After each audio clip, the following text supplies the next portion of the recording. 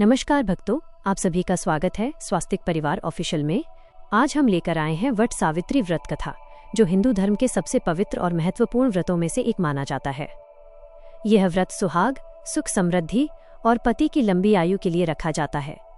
मान्यता है कि माता सावित्री ने अपने दृढ़ संकल्प, प्रेम और तपस्या से अपने पति सत्यवान के प्राण वापस प्राप्त किए थे। इस पावन कथा को श्रद्धा और भक्ति के साथ सुनने से वैवाहिक जीवन में सुख, सौभाग्य और खुशहाली आती है। इसलिए इस कथा को अंत तक अवश्य सुनें। वीडियो पसंद आए तो लाइक, शेयर और सब्सक्राइब करना न भूलें। तो आइए श्रद्धा और आस्था के साथ शुरू करते हैं वट सावित्री व्रत की संपूर्ण कथा। जय वट सावित्री माता, जय सनातन धर्म।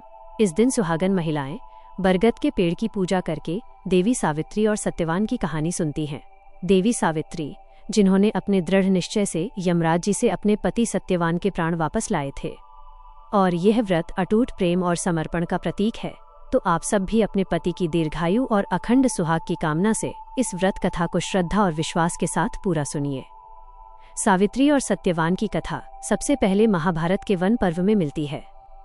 जब युधिष्ठिर महाराज ने मार्कंडेय ऋषि से पूछा था कि हे ऋषिवर, क्या कोई और भी ऐसी स्त्री थी जिसने द्रौपदी जितना कठिन व्रत किया था, तब मार्कंडेय ऋषि उन्हें विस्तार पूर्वक देवी सावित्री की कथा सुनाते हैं, जिसे एक समय महादेव जी ने देवी पार्वती को सुनाया था। कथा के अनुसार मध्य देश के राजा अशुपति ने पत्नी सहित संतान के लिए सावित्री देवी का विधि पूर्वक व्रत और पूजन करके पुत्री होने का वर प्राप्त किया। सर्वगुण संपन्न देवी सावित्री ने पुत्री के रूप में अश्वपति के घर कन्या के रूप में जन्म लिया। कन्या के युवा होने पर अश्वपति ने अपने मंत्री के साथ सावित्री को अपना पति चुनने के लिए भेज दिया। सावित्री अपने मन के अनुकूल वर का चयन करके जब वापस लौटी तो उसी दिन देवर्षि नारद उनके यहाँ पधारे। नारद जी के पूछने पर सावित्री ने कहा, महाराज, दुमतसेन के पुत्र सत्यवान की कीर्ति सुनकर मैंने उन्हें पति रूप में वरण कर लिया है। नारद जी ने सत्यवान और सावित्री के ग्रहों की गणना करके अश्वपति को बधाई दी और सत्यवान के गुणों की भूरी भरी प्रशंसा की।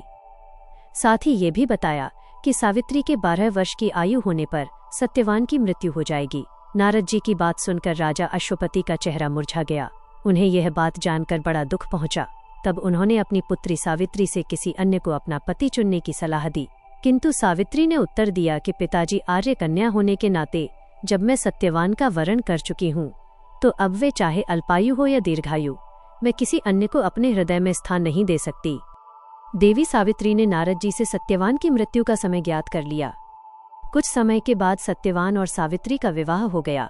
अब सावित्री अपने सास, ससुर और पति के साथ जंगल में रहने लगी। नारद जी द्वारा बताए हुए दिन से 3 दिन पहले से ही सावित्री ने उपवास शुरू कर दिया। नारद जी द्वारा निश्चित तिथि को जब सत्यवान लकड़ी काटने के लिए वन को चले, तो सास ससुर से आज्ञा लेकर सावित्री भी सत्यवान के साथ साथ चल पड़ी। सत्यवान वन में पहुंचकर लकड़ी काटने के लिए वृक्ष पर चढ़े। वृक्ष पर चढ़ने के बाद उनके सिर में भयंकर पीड़ा होने लगी। सत्यवान पेड़ से किसी तरह नीचे उतरे। सावित्री ने उन्हें वट के पेड़ के नीचे लिटाकर उनका सिर अपनी गोद में रख लिया। सावित्री समझ गई थी कि अब उनके पति की मृत्यु का समय नजदीक आ पहुंचा है, किंतु वे बिल्कुल भी विचलित नहीं हुई। देखते ही देखते यमराज जी ने ब्रह्मा जी के विधान के रूपरेखा को सावित्री के सामने स्पष्ट किया और सत्यवान के प्राणों को लेकर चल पड़े। कहीं कहीं पर कुछ कथाओं में ऐसा भी उल्लेख मिलता है कि वटवृक्ष के नीचे लेटे हुए सत्यवान को सांप ने डस लिया था। सावित्री सत्यवान को वटवृक्ष के ही नीचे लिटाकर यमराज के पीछे पीछे चल पड़ी। पीछे आती हुई सावित्री को यमराज ने वापस लौट जाने का आदेश दिया, किंतु देवी सावित्री ने विनम्रता पूर्वक कहा कि महाराज, जहां पति जाते हैं वहीं पर पत्नी को भी जाना चाहिए। यही पत्नी धर्म है और यही मर्यादा है। ऐसा कहकर सावित्री यमराज के पीछे चलने लगी। सावित्री की धर्मनिष्ठा से प्रसन्न होकर यमराज बोले कि पति के प्राणों के अलावा कुछ भी मांग लो। सावित्री ने यमराज से अपने सास ससुर के आंखों की ज्योति और दीर्घायु मांगी। यमराज तथास्तु कहकर आगे बढ़ गए। सावित्री फिर भी यमराज जी का पीछा करती रही, उनके पीछे पीछे चलती रही। यमराज ने अपने पीछे आती सावित्री से फिर वापस लौट जाने का आग्रह किया, तो सावित्री बोली कि प्रभु, पति के बिना नारी के जीवन की कोई सार्थकता नहीं होती। यमराज जी ने अब की बार भी सावित्री के पतिव्रत धर्म से खुश होकर फिर से वरदान मांगने को कहा। इस बार उन्होंने अपने ससुर का खोया हुआ राज्य वापस दिलाने की प्रार्थना की। तब तथास्तु कहकर यमराज जी आगे चल पड़े। सावित्री अब भी यमराज जी के पीछे चलती रही।